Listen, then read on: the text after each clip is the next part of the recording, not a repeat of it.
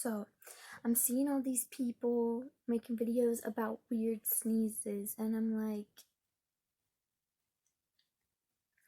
so if you're watching this video, friend, your sneeze is so loud. But I'm gonna compare my sneeze that I do at school compared to the sneeze that I do at home. There's a dramatic difference. Okay, now let's do the one that I do at school. This is the sneeze I do at school.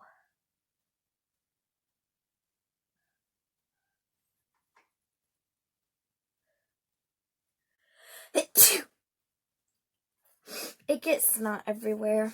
My other sneeze that I do, also, I don't actually have to cover my mouth because I just sneeze on my lap, which I'm about to take a shower, so it's okay.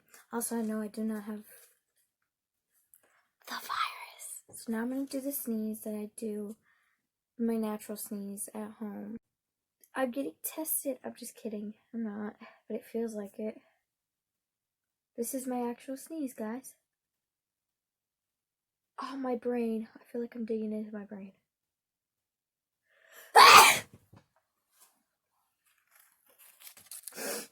And so now the kids at school know what Yeah? I'm good. I'm just sneezing for the video.